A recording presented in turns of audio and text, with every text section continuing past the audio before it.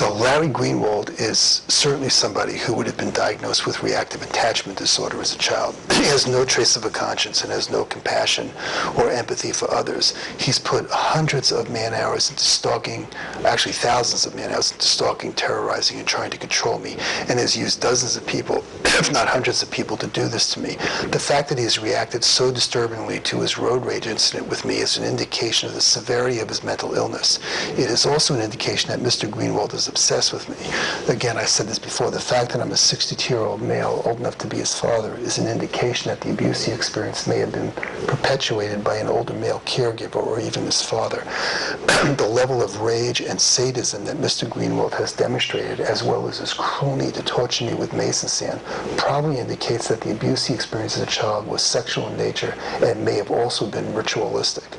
Again, the more severe cases of reactive attachment disorder and sociopathy are usually caused by sexual abuse at a young age. Mr. Greenwald's need to control me by monitoring me with video surveillance with the help of the police and monitoring my phone calls are just two more examples of his need to control others and his sociopathy. Mr. Greenwald, like anyone in Al-Qaeda, is a terrorist. He just hasn't cloaked it or rationalized it with a political agenda. He more likely sees himself as a Tony Soprano. And interestingly enough, Greenwald is more of a Tony Soprano than the one portrayed on TV. The Tony Soprano that Hollywood offers us has attributes that sociopaths don't. Tony Soprano is shown as a man who has moments of being a loving and nurturing father or husband. A true cold-blooded murdering sociopath like Greenwald, who is capable of being a crime boss, would be incapable of true compassion.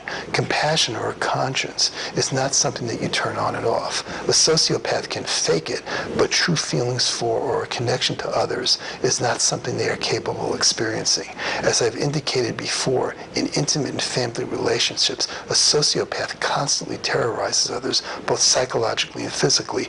They don't have these tender moments with their children as Tony Sopranos do. Instead, they recreate their own childhood abuse by psychologically, physically, and or sexually abusing their children. If Hollywood portrayed Tony Soprano accurately, like a true sociopath like Mr. Greenwald, the American public would be so sickened by him as I am by Mr. Greenwald, they wouldn't let him into their homes every single week. If Mr. Greenwald has children, you best know that they're at immediate risk of being abused. A sociopathic sadist like Mr. Greenwald, void of any compassion for others, filled with rage and hate, will most certainly victimize his own children. And what about the police that have been involved in stalking with me? Are they any more than sociopathic terrorists with badges and guns? Clearly, others that I have discussed in this document have major conscience formation issues. The female sergeant who has become highly involved in my stalking shows absolutely no signs of having any conscience whatsoever. Her causing me to lose my job, her sharing information with Greenwald that led him to poisoning me with rat poisoning are just two huge red flags of sociopathic behavior. Is she anything more than a sociopath with a badge and a gun? Certainly from my perspective, having been stalked and tortured by her, she's not. Sergeant Jones terrorizing me in his car was a huge red flag of sociopathic behavior. Sergeant Vasquez and Blair compliance with the actions of the female sergeant took towards me also indicative of poor, if any, conscience formation. Dr. Eichelheimer hospitalizing me, knowing that I wasn't delusional, was definitely indicative of poor conscience formation. Dr. G's cruel attempts to feed into my supposed paranoia also was indicative of sincerely sociopathic behavior. Susanna knowingly violating my rights to privacy, lying to me and setting me up in an apartment where she knew I would be under surveillance clearly is sociopathic-like behavior. The fact that she has set me up in an apartment where she knew I was being exposed to mason sand is also indicative of this kind of sociopathic pattern. Chief Whitman, Governor Ritter, Governor-elect Hickenlooper refusal to reveal what they know about my stalking and torture and Sean May's murder is clearly indicative of sociopathic behavior. To put aside the consequences of what this has done to my life, of murdering Sean May, of what it's done to his wife and the child that he never got to meet, nobody with a conscience or compassion could ever do that for very long.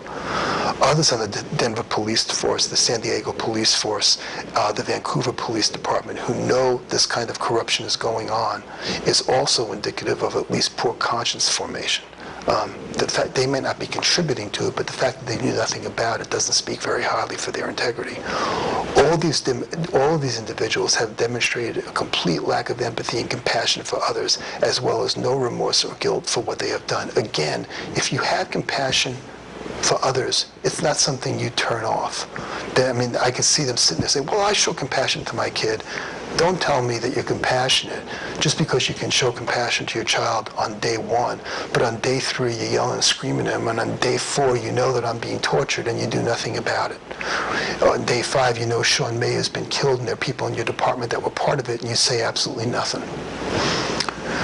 The social worker Ali at Denver General Hospital, Dr. Harris and Dr. Boyer, who went along with my unethical and traumatic hospitalization, also behaved in a way which was at best extremely unethical and at worst may have been indicative of poor conscience formation. I've just found poor conscience formation in persons and professions that surprised even me, as cynical as I may be at times. In any society, there are 3 places where you will most often find individuals with this level of rage and control issues. First of all, in jails, obviously. Second of all, on the police force. And third of all, on the conservative right wing of the dominant religion in that society. Now, let me clarify. I'm not saying that all law enforcement professionals are sociopaths. I'm saying that a person with a sociopathic pathology might gravitate to that profession. I'm also not saying that everyone who is a conservative and has strong spiritual and religious belief is a sociopath. I'm saying that an individual with sociopathic pathology might connect themselves with the conservative right wing of the dominant religion in their society and trying to control themselves through religion, try to force those beliefs down other people's throat in an effort to control them as well and project all their issues onto those people.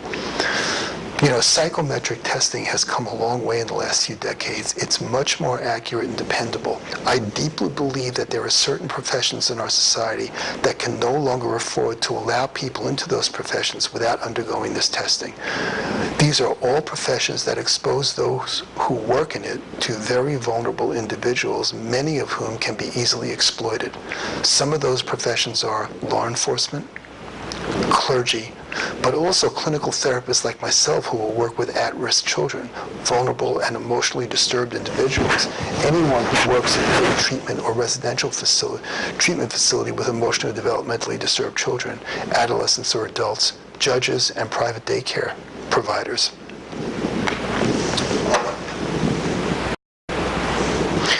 You know, I just found so many people who gave unconditional support to the police, even suspecting or knowing that what the police were doing was wrong. And I found more people that were willing to do that with the police than they were willing to stand up to them. But I know that was and is a rule in our society. So few people seem to have the integrity and ethics to do what is right when the pressure is on. It's just so much more of an indication that as a society, we haven't reached the same level of ethical evolution that we have in other areas of our evolution. What kind of a society do we want to live in? Do we want to live in a society where so many people never outgrow adolescence and never form complete consciences? Can this kind of a society ever become the America we all want to live in? All the ills I talked about in the introduction have to be addressed if we are ever to truly become an ethical society. Ethical societies can't have racism, anti-Semitism, terrorism, human rights violations like I'm experiencing right now, problems with the environment, worldwide hunger, illiteracy, child abuse, spatial abuse, substance abuse, law enforcement abuse. We just can't be where we want to be unless we stop these kind of things.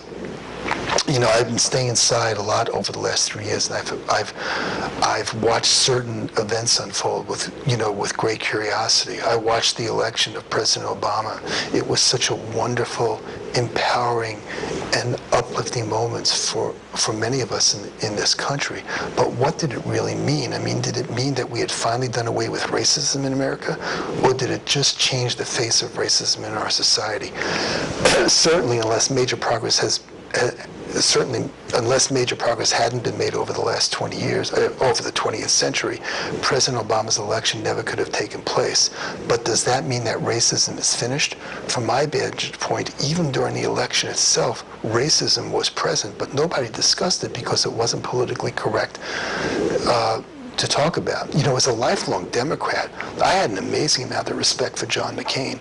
In the 2000 election, he basically gave the primary away to George Bush when he made campaign contributions by big business an issue. For a Republican, that was like a death knell, but I couldn't believe that he had the ethics, what I thought were the ethics, to confront that issue and talk about it and do it. In doing so, he basically gave Bush the primary.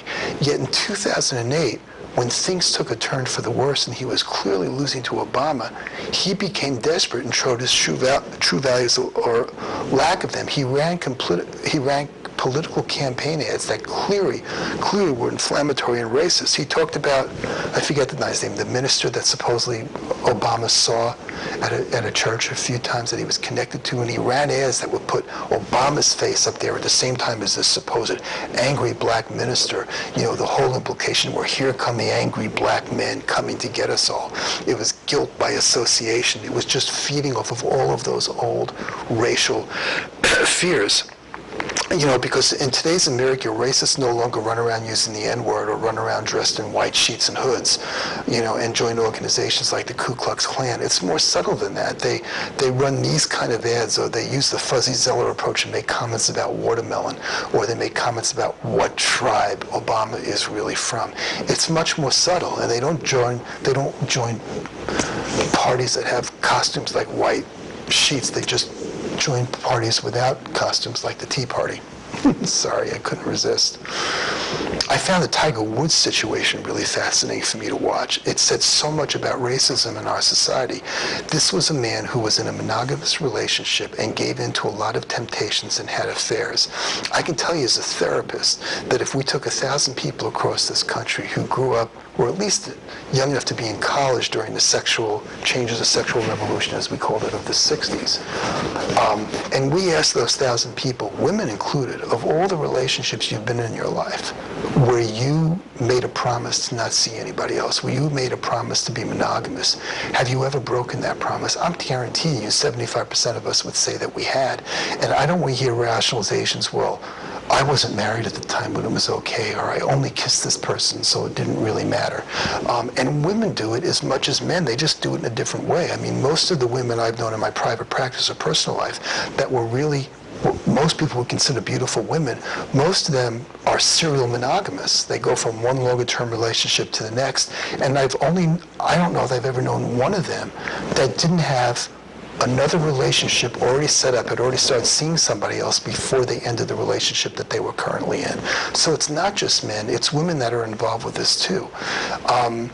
And it was really interesting to me that when this happened with Tiger, why we couldn't have all just had an adult conversation about how difficult it is to make monogamy work in our society for all of us. But no, we didn't. Instead, we went at it like a bunch of adolescents, just ripping this guy apart.